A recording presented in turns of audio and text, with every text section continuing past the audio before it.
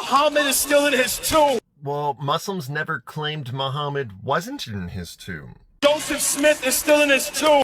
Joseph Smith didn't claim to be God. He would still be buried where he was buried. He was moved a few times, but they found him in 1928, and now he's buried in a permanent spot. And Buddha is still in his tomb. I'm seeing a theme here. Buddha wouldn't be in a tomb because he was never buried in a tomb. He was cremated and spread to 4 different places.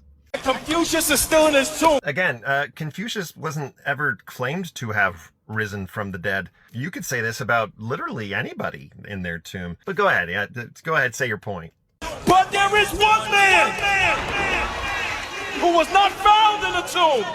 I've been there.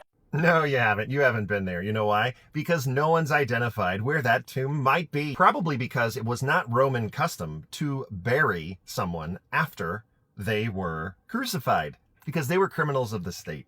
There probably wasn't a tomb. He was seen alive by over 500 eyewitnesses who wrote down accurate accounts that we saw the man who hung on a cross and we touched his scars. There is so much wrong with what you just said. There are not 500 accounts from eyewitnesses that touch the scars of the man that hung on the cross. There is literally one account that claims 500 people witnessed the resurrection. And that account, you may guess it, was not written by someone who was actually there. Admittedly, that individual, Paul, did not ever meet Jesus. But you can keep going around and claiming all of these things because no one thinks about it. You don't actually look into these claims because you don't want to. Based on this evidence, we should just follow Cleopatra. No one even knows where her tomb is. So who's with me? Let's write a book claiming that Cleopatra's tomb is empty. You can't prove me wrong. Her tomb hasn't been found, just like Jesus's tomb. So let's crowdsource a book all about how Cleopatra is actually God, and let's follow her. She seems like she'd be a lot more badass of a deity than God and Jesus.